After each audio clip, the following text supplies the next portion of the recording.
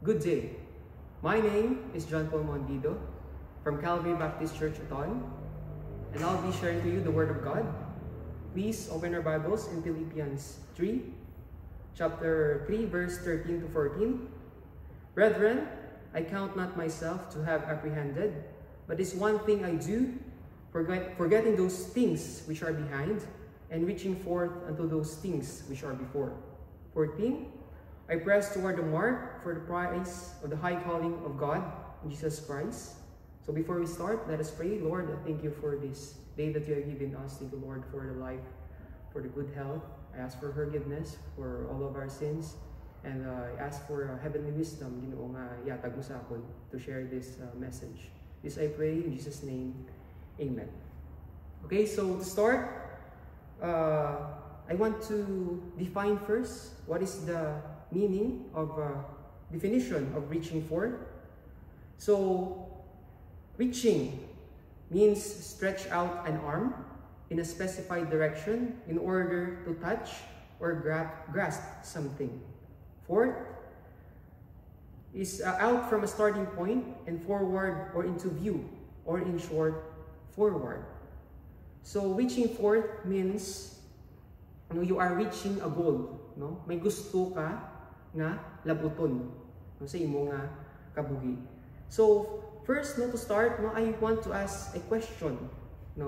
Ano ihan gina-reach forth mo subong sa imo nga kabuhi? Is it your career, your love life, or you have the goal to get promoted to your job? So, madamo kita sang goals sa aton nga kabuhi. But I want to share my topic this day. So I want to share how can we reach others about Jesus Christ. So I'll be giving 2 points. So first, we need to reach out our family and friends. I'll be reading the verse in the Bible in Colossians chapter 3, verse 13 to 14.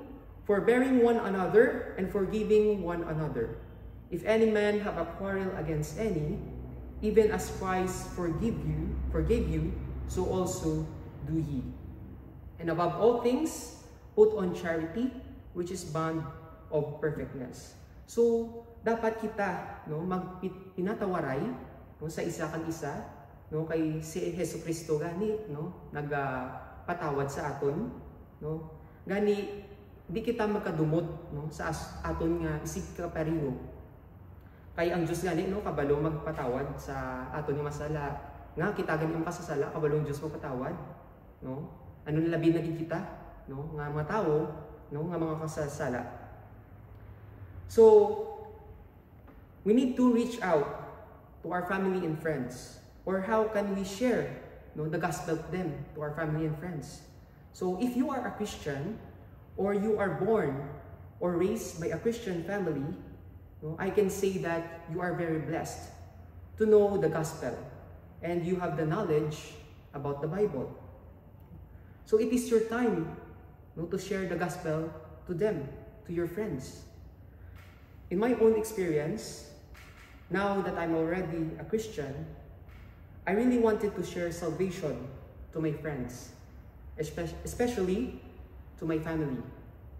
But I always question myself, where should I start? But eventually, I have realized it will start through me.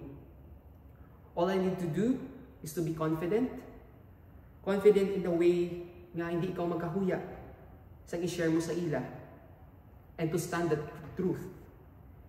I really wanted to share this because gakakonsensya ako every time I see one of my family dies.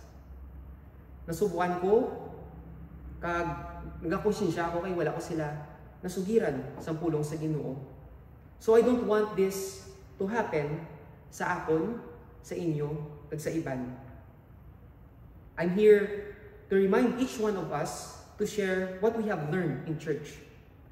That is how you reach forth your friends and family, by sharing them the Word of God. So second point is, we need to encourage our fellow Christians. So let me read to you the verse found in Colossians chapter 2, verse 6 to 7.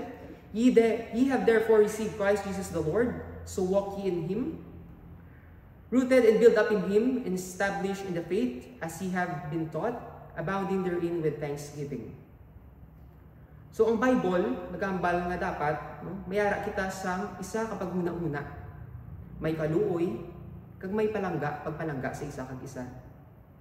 Diri, nagapakita sa ginatawag nga pagtilipon sa mga Kristohanon.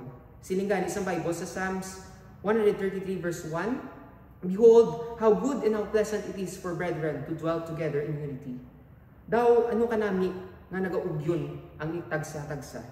Hindi lang sa pag-fellowship, dapat sa aton man pagtuo, manigon sa Diyos. Ang munang hambal sa Bible, sa Colossians chapter 6 to 7, as ye have therefore received Jesus Christ the Lord, so walk ye in him, rooted and built up in him, established in the faith, as ye have been taught, abounding the earth with thanksgiving. So dapat yun naton i-reach out ang kabuhi.